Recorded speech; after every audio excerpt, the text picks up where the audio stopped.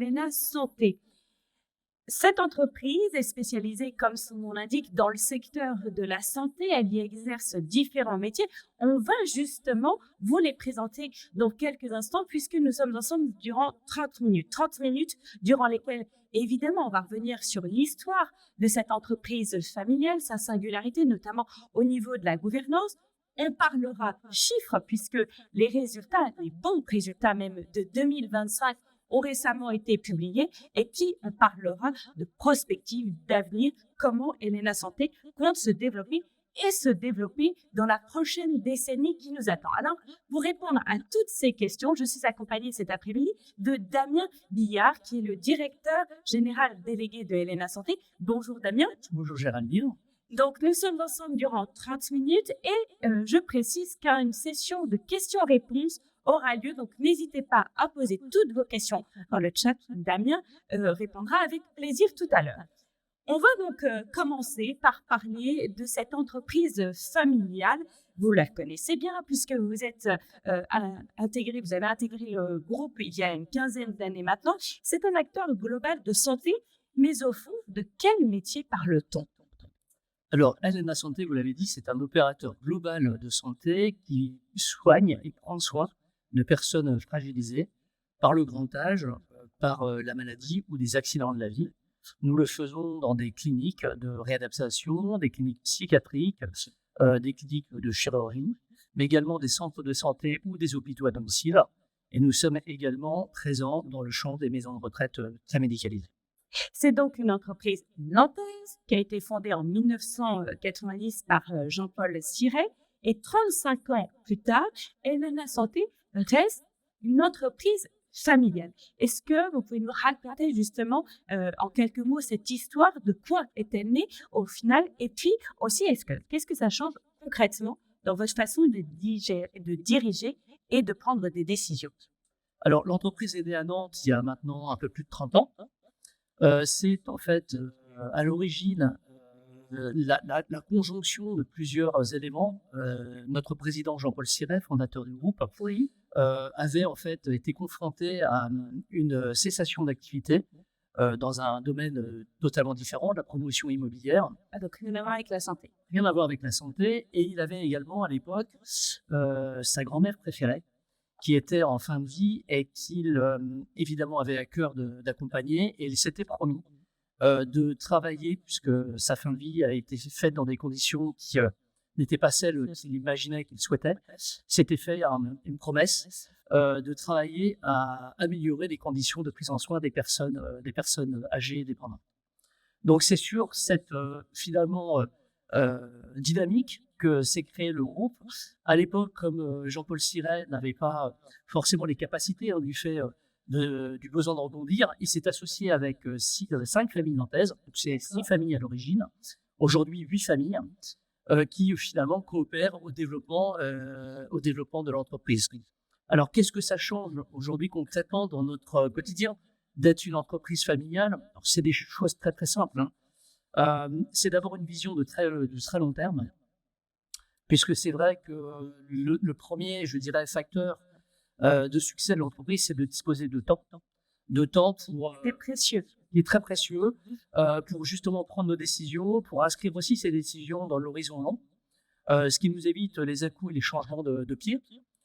C'est aussi évidemment une responsabilité mieux assumée parce que nous engageons nos propres fonds. Donc on n'agit pas pour compte de tiers, on agit pour compte propre.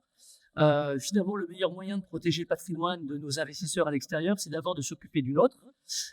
Donc c'est vrai qu'on a aujourd'hui évidemment un intérêt très fort à agir parce que nous engageons nos propres patrimoines dans cette histoire, dans cette aventure.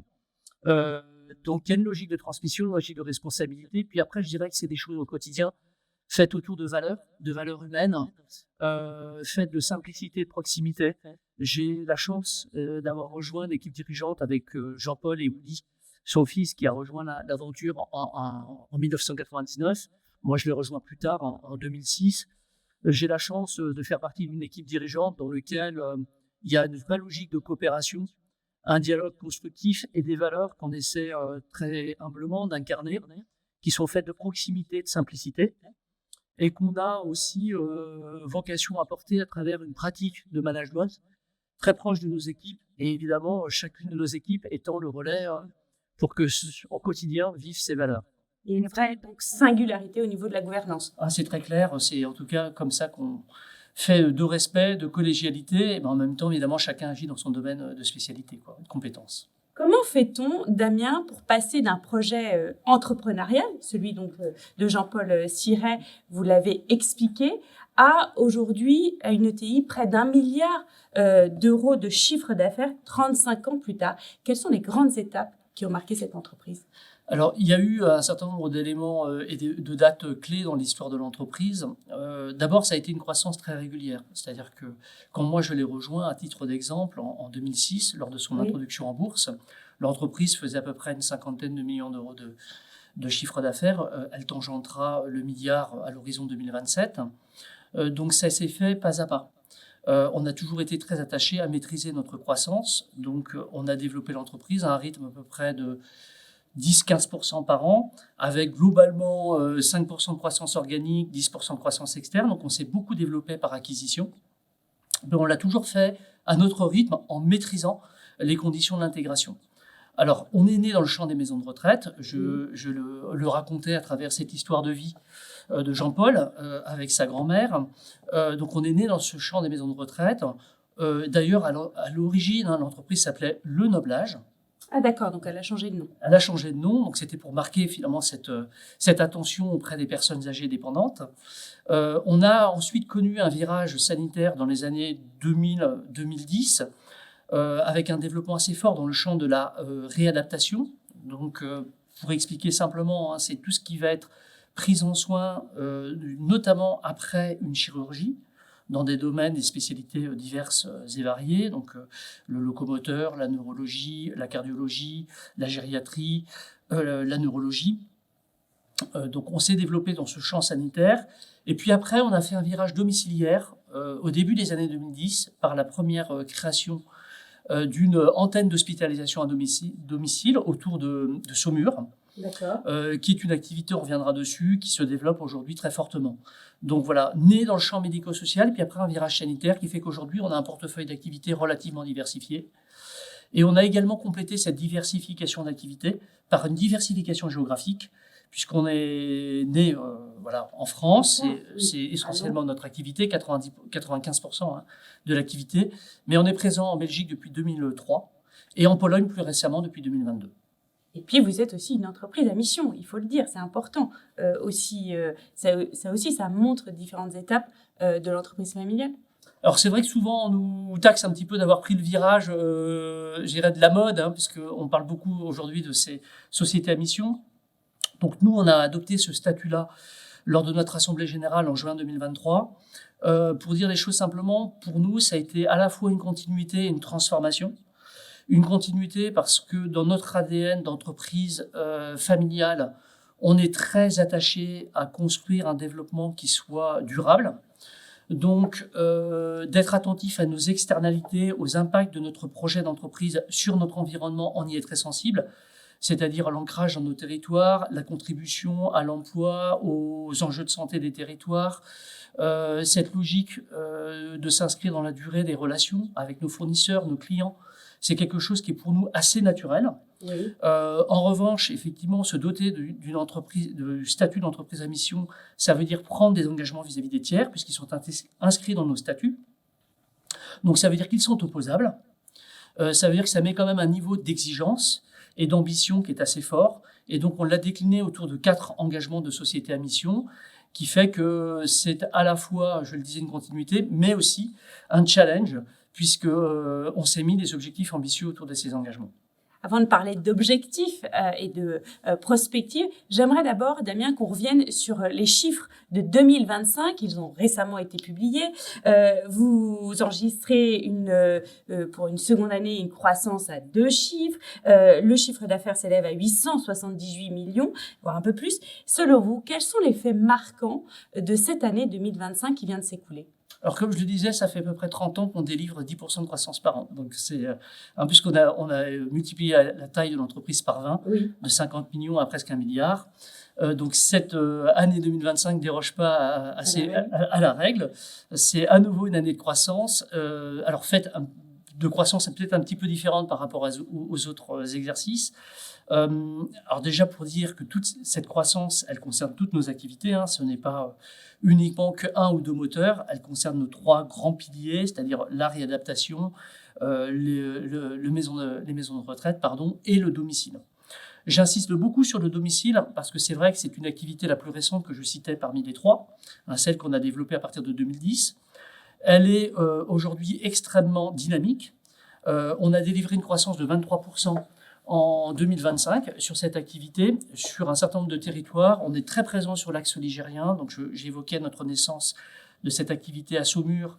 On remonte jusqu'à Orléans et le nord du Loiret. On est également présent en région parisienne, à Annecy, en Normandie. Donc une activité qui est extrêmement dynamique. Et puis je dirais, au-delà de cette performance d'activité qu'on a connue en 2025, j'aimerais aussi beaucoup insister sur des éléments extra-financiers, parce qu'il n'y a pas de performance d'activité sans fondamentaux d'offres. Et donc cette année 2025, elle était aussi l'occasion de développer un certain nombre de spécialisations sur nos offres.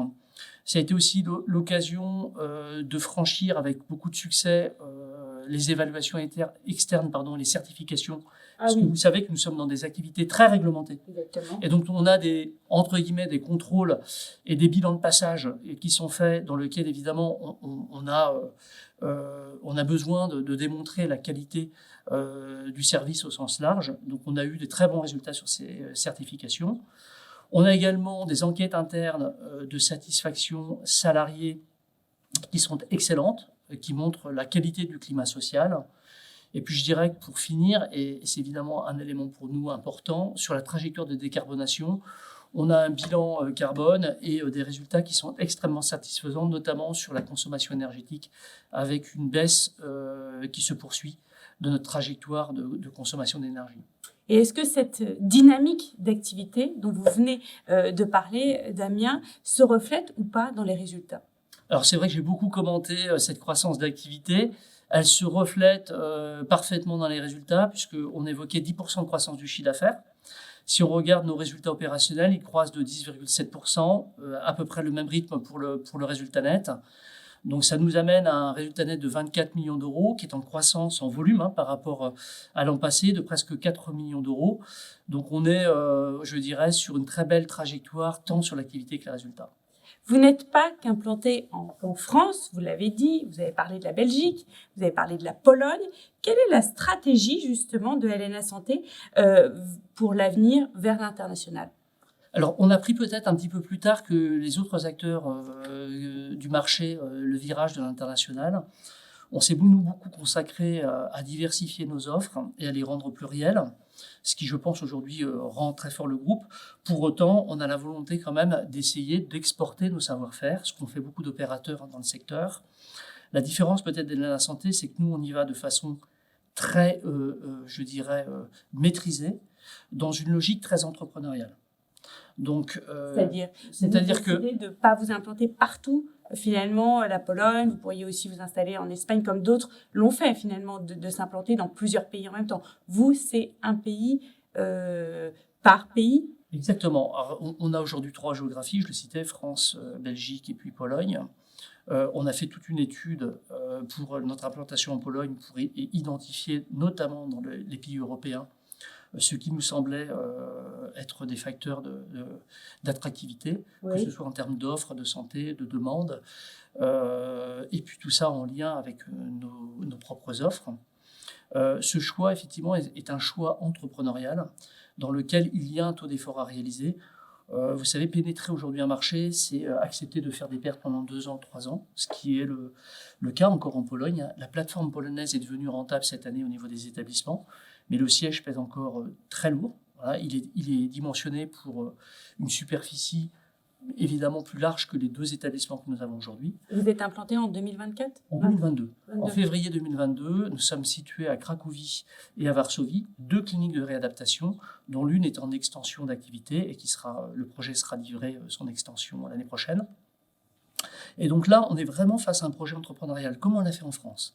C'est-à-dire que ce qu'on cherche à faire avec nos associés polonais, c'est de répondre à des besoins de santé de territoire, avec une adaptation du projet évidemment aux spécificités de ce marché, au cas d'espèce la réadaptation en filière hospitalière. Et donc ça nécessite à un moment donné de trouver les bons ingrédients, de le faire avec, encore une fois, les spécificités du pays.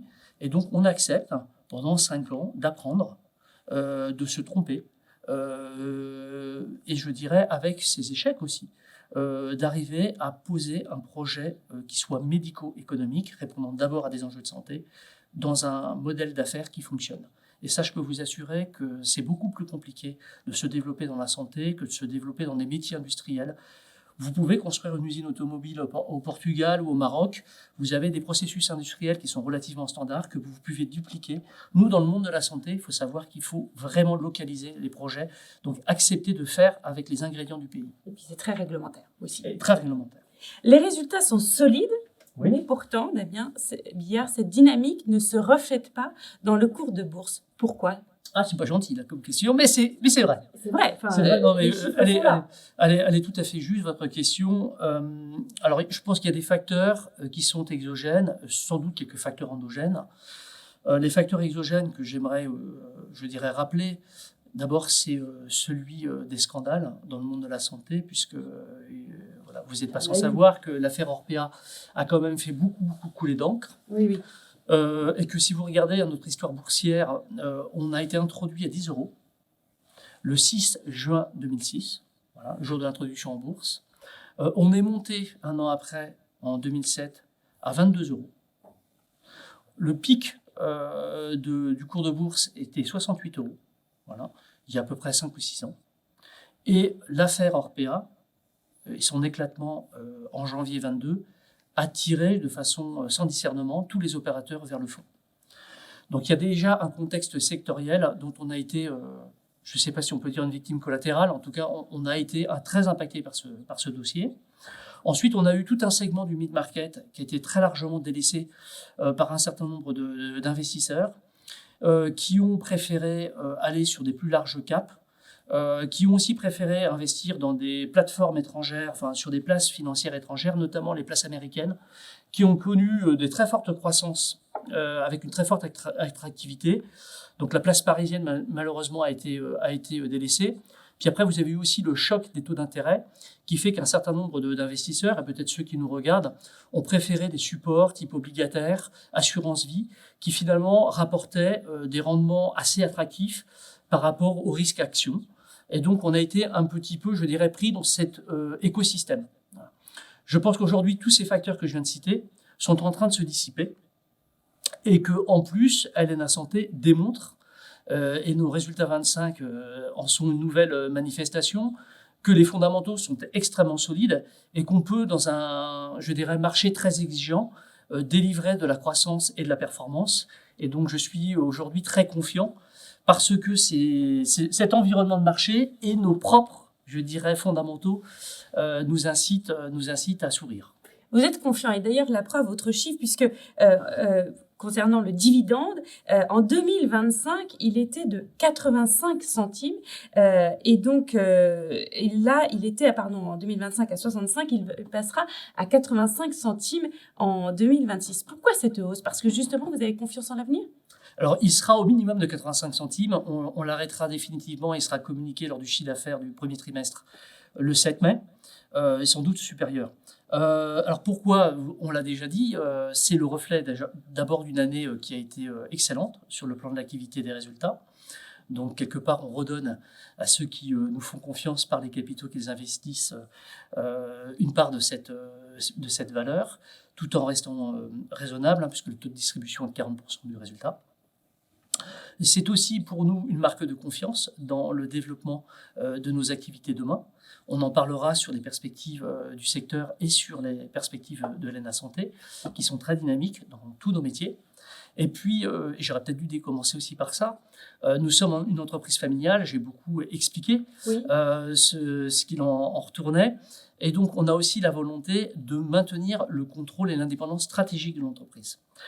Les 8 familles que j'évoquais, qui sont aujourd'hui réunies dans un véhicule d'investissement, se sont endettées personnellement mais aussi au niveau de la société. On a des dettes à rembourser et le dividende n'est pas un moyen, je dirais, d'assurer, je ne sais pas moi, des loisirs ou c'est d'abord pour rembourser nos dettes, pour pouvoir maintenir ce contrôle de l'entreprise. Donc on y est aussi évidemment très attaché. On va à présent parler d'avenir, de prospective, mais avant, je rappelle qu'un temps de session-réponse sera donc prévu tout à l'heure, donc n'hésitez pas à poser toutes vos questions sur le chat. On va donc parler d'avenir, les grandes tendances de santé qui se dessinent, elles sont nombreuses, vieillissement de la population, hausse des maladies chroniques, également augmentation de l'ambulatoire. Cela signifie quoi concrètement pour Helena Santé ? Alors ça signifie d'abord des capacités à se développer, puisque vous avez dit que ce soit sur le virage démographique lié au grand âge, avec notre offre de maisons de retraite médicalisées, que ce soit sur le virage ambulatoire, avec notre présence domiciliaire par l'hospitalisation à domicile. Toutes nos offres aujourd'hui, d'où l'intérêt de ce portefeuille diversifié, permettent de, je dirais, répondre à ces enjeux de santé. Donc c'est d'abord, pour nous évidemment, une confiance dans notre capacité à poursuivre notre développement. C'est aussi un défi qui ne se mesure pas à l'échelle de l'entreprise, qui se mesure à l'échelle du pays. On est très modeste, très humble face à tous ces défis que vous avez cités, Géraldine, qui sont colossaux et qui nous incitent à la fois à l'humilité, tellement la vague est immense et les besoins sont immenses, mais aussi à la volonté de faire bouger des lignes. Parce que face à ce besoin immense, on sait qu'on ne réussira pas seul, et qu'on a besoin aujourd'hui de mobiliser toutes les énergies des acteurs, tous statuts confondus, publics, privés, associatifs, évidemment tout l'écosystème, les assureurs, les financeurs, les épargnants, les pouvoirs publics, qui ont un rôle à jouer capital dans la préparation, je dirais, de notre pays à ce virage démographique. Force est de constater qu'aujourd'hui, on a pris beaucoup de retard, parce que si vous regardez la pyramide des âges, oui. Vous savez qu'avec beaucoup de précision, vous pouvez prédire l'arrivée de ces fameux papy boomers, oui. Très rapidement. mamie boomers, très rapidement. Et face à ça, il y a un besoin de se mobiliser et de préparer, que ce soit sur le plan qualitatif, par la transformation de l'offre de santé, ou sur le plan quantitatif, construire des nouveaux établissements de santé. On a besoin de s'adapter. Aujourd'hui, le pays n'a pas pris ce virage, malgré toutes les incantations qu'on a pu entendre depuis 10 ans. Souvenez-vous également le débat autour de la 5e branche avec Nicolas Sarkozy, la fameuse loi grand âge. Oui. Force est de constater qu'on a su le faire dans des domaines comme l'armée. Regardez la loi de programmation militaire, qui a fait beaucoup parler d'elle récemment, avec une mobilisation de, je dirais, toute la nation. J'étais à Paris pour notre publication la semaine dernière sur les colonnes Maurice. Vous aviez affiché un petit appel à l'investissement de la BPI auprès de l'investissement souverain dans les fonds aujourd'hui mis en place pour financer l'armement. Qu'est-ce qui nous empêche de faire la même chose sur le plan de santé? C'est une des premières préoccupations des Français, en ce compris dans les élections récentes municipales, quand on interroge les Français, même à l'échelle locale, alors que ce n'est pas du domaine de compétence des maires, la réponse des Français de préoccupation, c'est la santé. Donc aujourd'hui, on a absolument besoin de mettre ce sujet-là dans les mains de la nation pour répondre encore une fois à ces enjeux que vous avez cités, notamment démographiques. Et le secteur aussi a été beaucoup chahuté ces dernières années, vous l'avez dit, par les différents scandales. Il y a eu la Covid aussi qui a chahuté le secteur. Helena Santé semble avoir résisté, être passé à travers les mailles du filet. Qu'est-ce qui vous permet aujourd'hui de tenir le cap et même de croître? Alors on l'a dit, il faut rendre à César ce qui appartient à César. Il y a d'abord un secteur qui se développe, des besoins de santé qui sont massifs. Donc on a déjà la chance d'avoir on n'a pas de problématique de clients.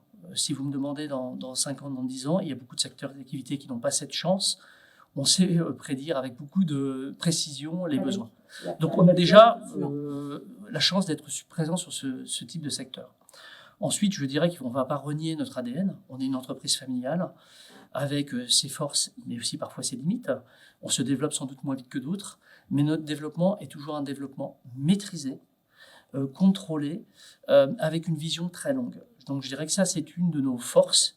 Puis après, nos métiers sont des métiers dans lesquels on ne délivre une qualité de projet que si on le fait avec nos équipes.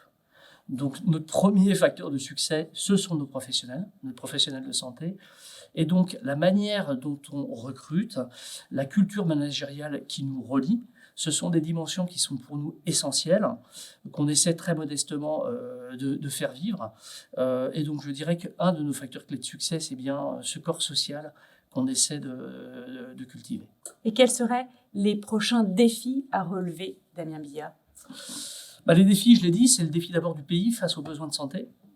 Donc ça veut dire qu'il faut qu'on fasse bouger les lignes, il faut qu'en termes d'influence publique, on soit plus actif. C'est pas que nous, c'est notre syndicat professionnel, ce sont les syndicats professionnels, ce sont les forces vives de la nation qu'il faut mobiliser.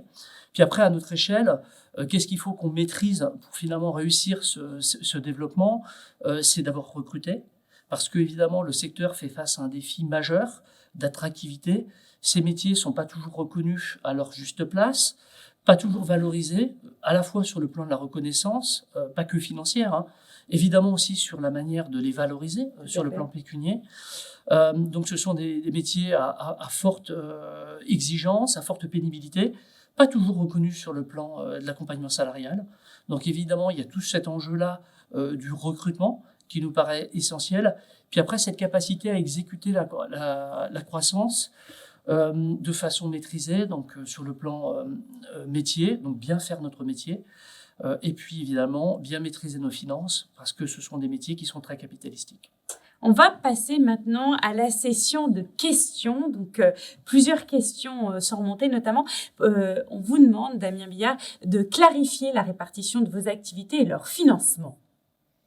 Alors, très bonne question. On a aujourd'hui 89 établissements d'activité. On a, vous le disiez, Géraldine, 880 millions d'euros de chiffre d'affaires. On tangentera le milliard en 2027. La répartition de notre portefeuille, c'est 15% d'activité à domicile. Donc, ce qu'on appelle l'hospitalisation à domicile, c'est l'évitement d'une hospitalisation ou l'accélération du sortie d'un séjour hospitalier sur des prises en charge complexes, d'accord, extrêmement médicalisées. Donc ça, c'est 15% de notre activité, 135 millions d'euros en 2025, 165 millions d'euros minimum en 2026. Ensuite, vous avez un autre pan qui est la rééducation, réadaptation, oui. Donc dans des cliniques sur des spécialités que j'évoquais, souvent après une chirurgie, ça peut être parfois préalable à une chirurgie pour la préparer, notamment locomoteur. Là, c'est à peu près 40% de notre chiffre d'affaires, donc c'est 350 millions de chiffre d'affaires. Et puis notre cœur d'activité historique, mais qui n'est pas finalement majoritaire aujourd'hui, c'est 35% sur le champ des maisons de retraite. Donc là, c'est à peu près 300 millions de chiffre d'affaires. Est-ce qu'il y a, autre question, quelle est l'importance du système d'information pour porter et accompagner vos prochaines évolutions dont vous avez cité tout à l'heure? Alors, les systèmes d'information, évidemment, sont des sujets pour nous importants. On a à peu près une cinquantaine de collaborateurs qui travaillent sur ces sujets, à la fois dans des sujets de sécurité, puisqu'il est vrai que les actifs de santé sont des actifs stratégiques jugés sensibles, notamment par le ministère de la Santé. Donc, parce qu'on traite de données personnelles extrêmement sensibles. Évidemment, si demain vous êtes accueilli dans un de nos établissements de santé, votre famille et vous-même serez très attentifs à la sécurité et la confidentialité des données de votre dossier patient. Donc, on a un enjeu de souveraineté et un enjeu de maîtrise et du contrôle de la donnée de santé qui fait que on doit se préparer et se mettre en situation, notamment sur des tests de cybersécurité. Et puis après, je dirais que le système d'information nous apporte une capacité à faire notre métier de façon plus efficiente pour que nos équipes, nos professionnels se concentrent sur leur valeur ajoutée. C'est pas de remplir des papiers, faire la paperasse, c'est d'être dans le métier du lien, d'être dans le métier du soin. Et donc, tout ce qui va participer à les décharger de ces sujets, je dirais, administratifs, eh bien, c'est ce qu'on va rechercher à faire à travers l'IT, les systèmes d'information. Pour s'occuper convenablement des patients et des résidents en priorité. Est-ce qu'il y a un lien entre les indicateurs RH, je pense par exemple turnover, et performance financière par établissement? Alors oui, nous on a toujours... je me souviens d'un directeur d'hospitalisation à domicile qui s'était fait un petit peu un mantra d'une phrase toute simple qui est de dire transformer la qualité en résultat. Je pense qu'il n'y a pas de résultat durable et il n'y a pas d'entreprise durable si on n'est pas solide sur ses fondamentaux. C'est-à-dire sur ce qui fonde la qualité. Donc une offre de service qui soit spécialisée, qui réponde aux besoins. Une manière de déployer ces offres avec nos équipes qui soit professionnelle et de qualité. Et donc tous ces éléments-là se mesurent. Et donc oui, on peut le dire, quand vous avez dans un établissement un climat social qui est de qualité, quand vous avez un absentéisme qui est faible et qui fait donc porter sur les équipes un effort moindre, parce que quand vous avez de la rotation et du remplacement des équipes, c'est usant pour les professionnels qui sont souvent dans des logiques de compensation. Donc oui, on a un lien direct entre bien faire son métier et à un moment donné construire un résultat économique raisonnable mais durable. Il y a une autre question. Pourriez-vous expliquer le modèle Asset Light de Helena Santé? Alors, ce qu'on appelle Asset Light, souvent derrière le mot asset, c'est la dimension immobilière. On n'en a pas du tout parlé, mais c'est vrai qu'elle a été au centre un petit peu du scandale qu'il y a eu de l'affaire Orpea, parce que je ne sais pas si vous vous souvenez, l'entreprise Orpea était à l'époque extrêmement endettée et avait fait un choix d'investir et de porter son patrimoine, puisque plus de 50% de ses immeubles étaient portés. Nous, on a fait un choix extrêmement clair dès l'origine d'internaliser toutes les compétences immobilières. Donc vous avez une centaine de collaborateurs aujourd'hui qui maîtrisent de bout en bout l'expertise immobilière. Pourquoi ? Parce qu'on se livre à nous-mêmes des bâtiments. C'est-à-dire que nous sommes un opérateur de santé, vous l'avez dit en introduction, dans différents domaines. Oui. Nous construisons les immeubles pour en maîtriser la technicité. Nous les livrons à nos équipes. Donc nous les construisons avec l'appui et les savoir-faire des équipes pour rendre ces bâtiments parfaitement adaptés à nos besoins et à nos clients. Mais ensuite, nous les vendons en bloc ou à la découpe à des investisseurs tiers pour ne pas garder la propriété de ces murs. Pourquoi ? Parce que ça ferait porter sur le plan capitalistique un taux d'effort très important et que ces capitaux que finalement on confie à l'extérieur à travers ces investisseurs, on préfère les investir à développer nos offres de santé, les spécialiser et encore une fois développer notre présence notamment dans les territoires. Donc on est une espèce de paradoxe d'être un expert de l'immobilier tout en étant, je dirais, très léger en externalisant ces bâtiments auprès d'investisseurs de confiance sur lesquels évidemment on a une relation courante, privilégiée. Je ne sais pas si vous le savez, mais on a 5000 propriétaires aujourd'hui, détenteurs de nos murs. Ce sont parfois des grands institutionnels qui possèdent un établissement dans son ensemble, mais parfois des petits investisseurs comme on a en bourse, qui possèdent une chambre et des parties communes. Et donc, nous travaillons aussi à animer cette communauté, parce que nous leur devons aussi un loyer régulier qui progresse. Et donc, on a aussi le souci de cultiver cette relation au quotidien avec eux. Autre question, le niveau de résultat par rapport au chiffre d'affaires semble faible. Est-ce que vous considérez qu'il s'agit d'un taux normal ou bien est-ce qu'il va s'améliorer ? Alors, le monde de la santé, à la différence d'autres secteurs, on n'est pas dans le secteur du luxe, hein. C'est un secteur qui reçoit beaucoup de financement public.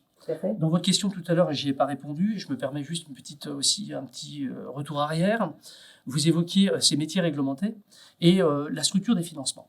Vous avez un certain nombre de nos activités qui sont financées intégralement par l'assurance maladie. C'est le cas de l'hospitalisation à domicile. Et l'activité qui est le moins financée par l'assurance maladie, c'est les maisons de retraite dans lesquelles la personne ou sa famille paye à 70% le séjour, c'est-à-dire le gîte, le clos, le couvert. L'assurance maladie et le conseil départemental finançant le soin et la dépendance.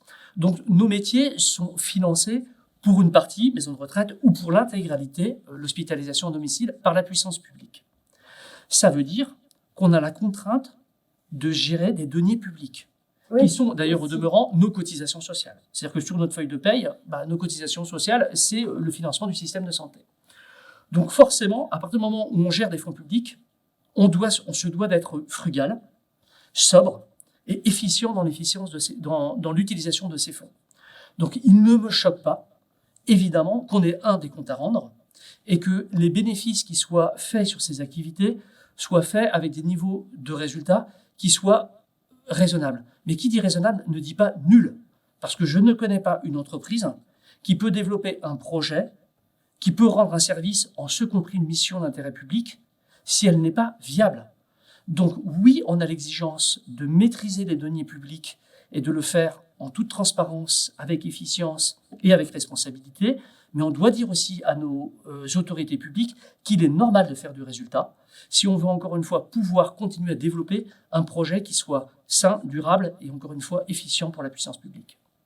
On a parlé rapidement d'avenir, mais finalement, on n'a pas parlé ou pas de savoir s'il y avait des prochaines ouvertures d'EHPAD en 2026-2027. Alors, la feuille de route, je vais vous rassurer, elle est copieuse. Puisque si on regarde notre parc à date, on a 10 600 lits qui sont en exploitation et on a presque 3 000 lits qui sont aujourd'hui à installer. Ça veut dire qu'ils ne sont pas en activité, mais on les a sécurisés. D'accord. Alors, de quoi sont faits ces 3 000 lits ? Ce sont des développements d'activités. On en a parlé dans le champ ambulatoire, Oui. l'hospitalisation à domicile. On a des ouvertures récentes à Caen, à Rouen, à Chartres, sur lesquelles on a la volonté d'augmenter le recours à l'hospitalisation à domicile, c'est-à-dire le nombre de patients qui sont pris en soins. Donc cette activité ambulatoire va nous apporter à peu près 1000 patients supplémentaires sur les 5 prochaines années. Vous avez également toute la transformation de notre parc de rééducation-réadaptation, ce qu'on appelle les SMR dans le jargon. On a 4 gros projets de transformation à Poitiers, à Nantes, à Granville, ainsi que la clinique de Saint-Roch à proximité de Lille, qui vont connaître des extensions capacitaires avec des transformations d'offres, avec un gros virage ambulatoire, donc un développement de l'hôpital de jour. Donc ça, c'est à peu près 1000 aussi patients supplémentaires qu'on pourra prendre en soins dans l'ensemble de notre réseau de cliniques, une vingtaine de cliniques. Et puis après, vous avez dit un certain nombre de développements dans les EHPAD, Oui. à travers une ouverture d'EHPAD qui aura lieu en 2027 à Lille, à Ouescal, et puis la reprise d'une activité du groupe Clariane, 5 établissements, dont 2 viennent de rentrer dans le périmètre en février. Les 3 autres rentreront progressivement au premier semestre. Et donc, évidemment, comme pour l'ensemble de nos acquisitions, nous allons transformer ces offres, puisque le projet, effectivement, Clariane n'est pas le projet de l'ENA Santé, et il n'y a pas de jugement. Nous allons, effectivement, les transformer pour en faire des EHPAD confort, avec ses logiques et ses ingrédients en l'ENA Santé. Vous mentionnez tout à l'heure, Damien Billard, un taux d'occupation parmi les plus élevés en EHPAD, malgré le creux démographique. Oui. Quel est votre secret alors ? Alors, on n'est pas, en effet, je dirais, dédouané ou exonéré de cet impact sur le secteur. Vous avez évoqué le creux démographique, juste pour le resituer, le creux de naissance entre 1939 et 1945, qui a d'ailleurs été très très fort sur les 2 premières années de la guerre, 1940-1941, c'est à peu près 200 000 naissances. Donc évidemment, les personnes qui ne sont pas nées pendant cette période ne sont pas âgées et dépendantes aujourd'hui, à l'heure où on se parle. Donc nous avons aujourd'hui un taux d'occupation qui est de 93,5%. Il a été historiquement à 95-96%. Dans la gamme confort, qui est une gamme à prix plus accessible avec un écart de prix à peu près de 25% par rapport à la gamme élégance, on est même plutôt sur des TO à 96-97%, des taux d'occupation. Donc on est effectivement comparativement avec nos points de repère historiques plutôt dans un creux démographique. Oui. On sait que dans 3 ans, 4 ans, avec cette vision des baby boomers, on reviendra sur des niveaux très élevés. Mais c'est vrai que quand on se compare dans le secteur, la moyenne du secteur est à 87-88%. Et donc, les ingrédients de l'ENA Santé, c'est quoi ? C'est des offres très médicalisées, des établissements de très grande taille qui permettent en effet d'avoir cette, je dirais, cette expertise paramédicale avec des fonctions de kiné, d'ergothérapeute, de psychothérapeute. Donc, on investit beaucoup dans le soin en vision 360. Et puis un ancrage très très fort de nos établissements, parce que n'oublions pas de le dire, avant d'être sous une bannière l'ENA Santé, ce qui vaut peut-être le fait que l'entreprise n'est pas forcément connue sous ce vocable, elles sont connues sous le label de l'établissement. Donc vous allez à Nantes, ça s'appelle la Chézalière, vous allez à Rennes, ça s'appelle les Jardins d'Hermine. Donc c'est cette marque de fabrique et cet ancrage de territoire qui est pour nous essentiel. Vous avez parlé effectivement du fait que vous receviez de l'argent public. Justement, comment faites-vous face au sous-financement de l'assurance maladie dans vos métiers ? Eh bien, on essaie de travailler sur un certain nombre de leviers de performance. C'est pour ça que je dis que c'est aussi des éléments qui peuvent inspirer les pouvoirs publics. On travaille par exemple sur des tailles d'établissement pour pouvoir descendre tout simplement le point de rentabilité. Donc, on va agrandir nos établissements, c'est vrai, dans tous les domaines. Maintenant, ça a quand même des limites. Hein. Oui. C'est-à-dire que quand vous êtes depuis 7 ans, 8 ans sevré et en sous-financement structurel, arrive un moment où vous avez quand même une érosion de vos marges. Donc je pense qu'aujourd'hui, et ça tout statut confondu, je plaide pas pour le secteur privé, c'est totalement vrai aussi pour le secteur public, on doit quand même payer au juste prix les prestations. Et l'État aujourd'hui fait défaut sur un certain nombre de domaines. Donc nous, on pense que pour justement résoudre ce paradigme, il faut accepter que l'investissement privé puisse apporter ce que j'évoquais tout à l'heure, cette efficience, mais qu'à un moment donné, l'État accepte de payer à sa juste valeur ses prestations. Donc, voilà, on essaie de trouver des recettes, mais je pense qu'à un moment donné aussi, il faut que chacun prenne ses responsabilités. Le dividende va augmenter en 2026. Il était de 65 centimes en 2025. Il passera à 85 centimes en 2026. Qu'en est-il des prochaines années? Alors, on continuera à avoir une trajectoire graduelle et en croissance, mais tout simplement qui épouse la trajectoire de croissance de l'activité des résultats. Il ne s'agit pas de sacrifier notre capacité d'auto-investissement. Je disais tout à l'heure, on distribue 40%, on n'a pas envie de fortement augmenter ce ratio de distribution. En revanche, on a envie évidemment de continuer avec ce taux de distribution à retourner à nos investisseurs la juste récompense de leur confiance. Donc, ce qui guide tout simplement notre confiance dans la trajectoire de distribution, c'est celle des perspectives de l'entreprise. Merci beaucoup, Damien Billard. On arrive à la fin de ce webinaire. Je rappelle que vous êtes le directeur général délégué de Helena Santé. Alors, pour toute autre question, n'hésitez pas. Vous avez l'adresse mail qui s'affiche sur votre écran, ri@helena-santé.com. Ce webinaire sera retransmis et sera diffusé en ligne sur le site de Helena Santé dans quelques jours. Et quant à nous, on se retrouve en septembre, juste après la publication des résultats semestriels. Merci à tous et à toutes pour votre attention.